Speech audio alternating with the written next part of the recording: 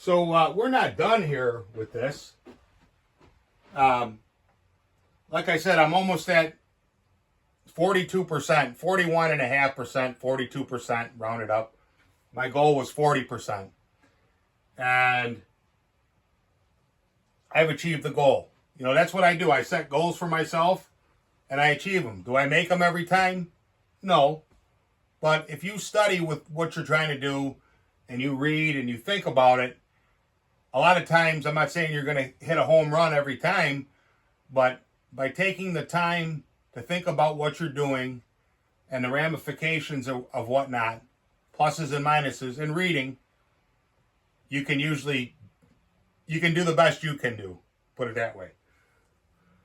But the other thing about this setup here that I like is you get very, very, very extremely accurate cuts. I was cutting cookies with this that were pretty much breaking with the C83 chain. And C83 is a good chain. There's nothing wrong with C83.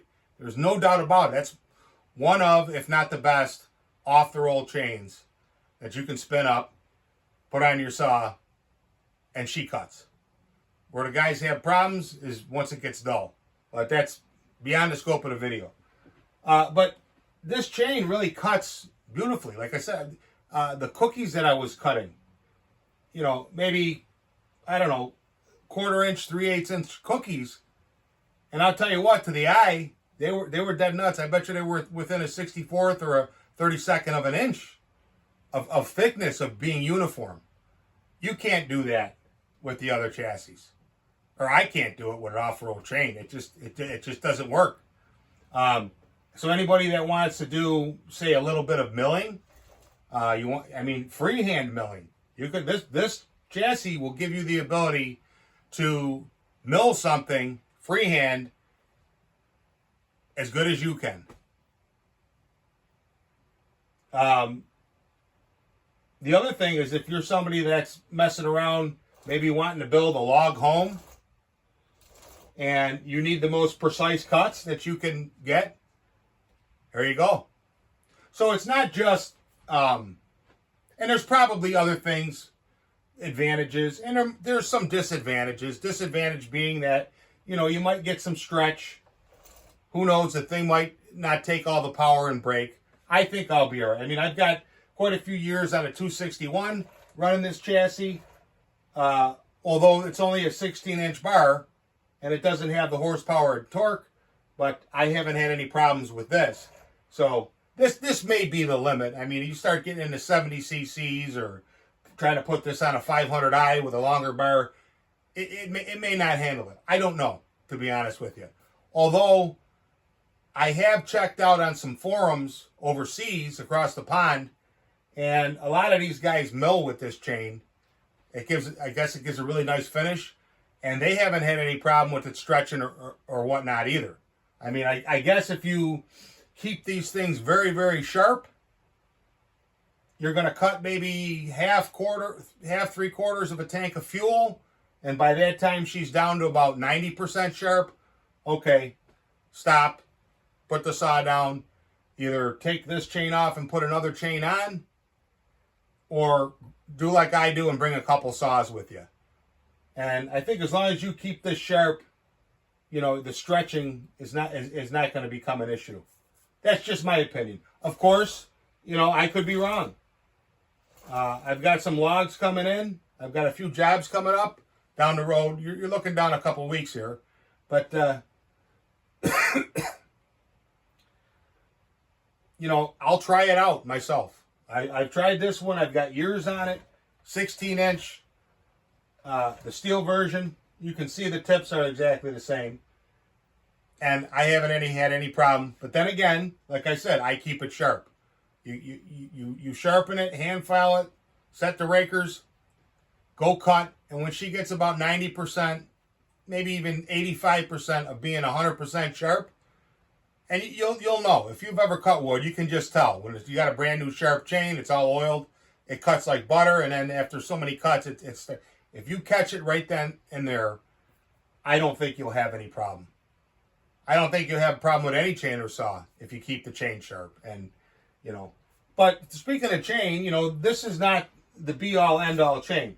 I pulled this off the reel and made one up.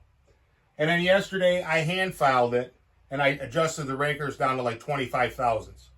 And to be honest with you, I could tell that it was pulling the motor down a little bit. But as far as the cut speed, it was so close that, you know, there was no difference. It's just that with this chain, it was loading the motor a little bit more and taking a bigger piece. But because the other chain had a higher raker, it was spinning a little faster. It turned out to be a wash. Now, I take this chain here and I put it on my robot grinder.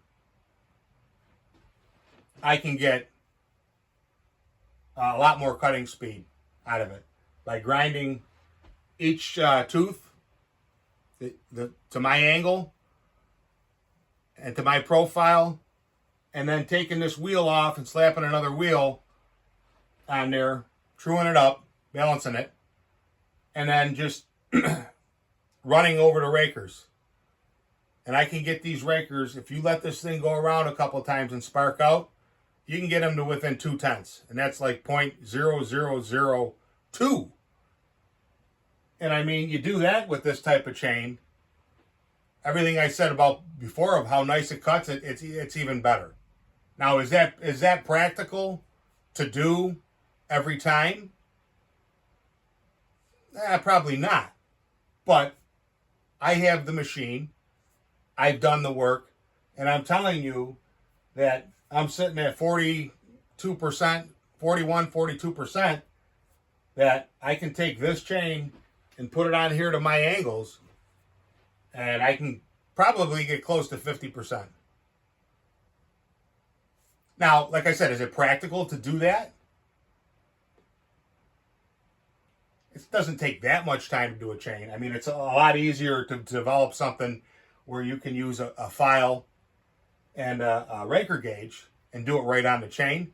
And that's most of the time what I do. But I'm just saying the option is there. You know, the service is offered, and you will get that. I cannot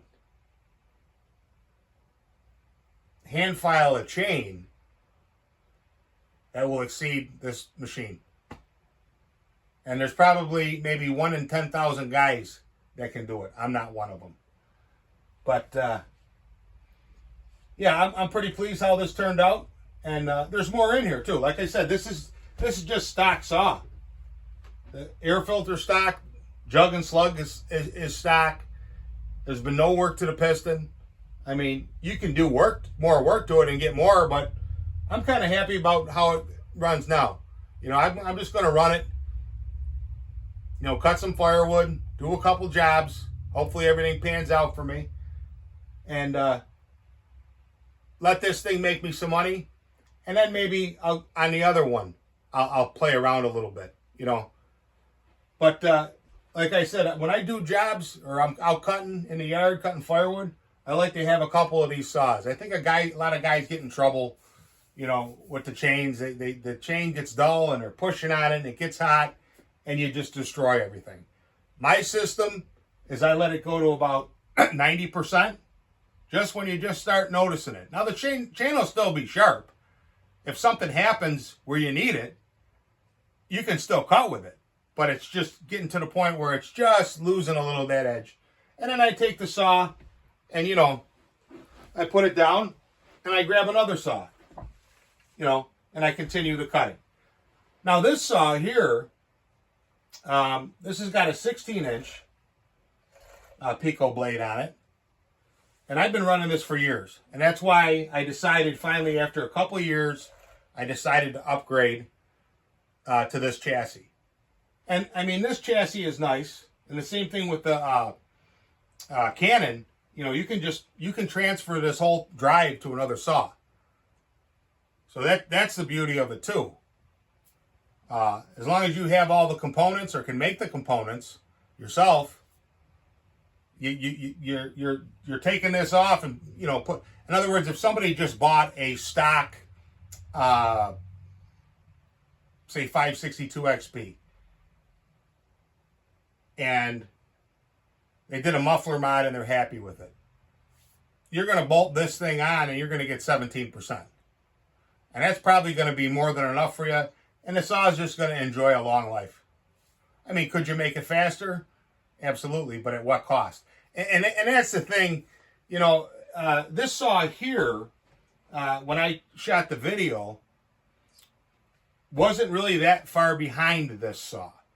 So just to give you an idea of the math involved here, of what we're talking about as far as work saws, race saws, everything in between, this saw stock and a 550 XP, which is Husqvarna's 50cc version, the competitor, this saw is actually just a little bit slower, stock for stock, than the 550.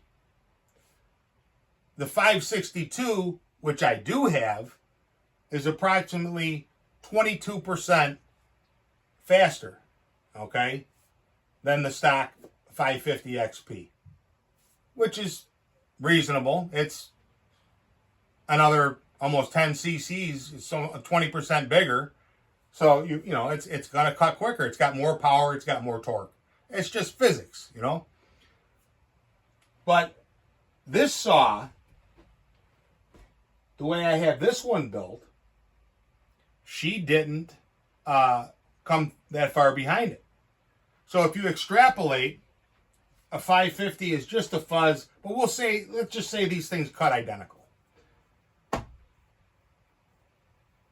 You take the 562 XP, which is, say, 22% faster than this saw stock.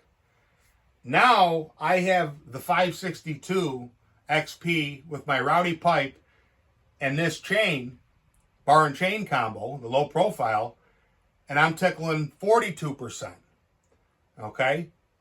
So this saw right now is 64% faster than either a stock 550 XP or this saw. 62%. Well, this saw, when I ran it yesterday, it wasn't that far behind. So this saw, with the Hotwoods, and running this chassis over a bone stock saw you pick up at the dealer with the whatever chain, 3/8 chain on it, this thing's, just by virtue of the math, it's 60% faster. And it runs and runs and runs. I don't see the fascination with trying to defy the laws of physics to make your power. This saw here probably has, and I say probably because there's really, all I can do is go by cut speed. But this saw, if I threw out a number, maybe around 5, plus or minus a couple tenths of a horsepower, depending on a lot of conditions. But how fast does it cut? And this saw right here cuts 60-some% faster than a stocker. But it'll run all day.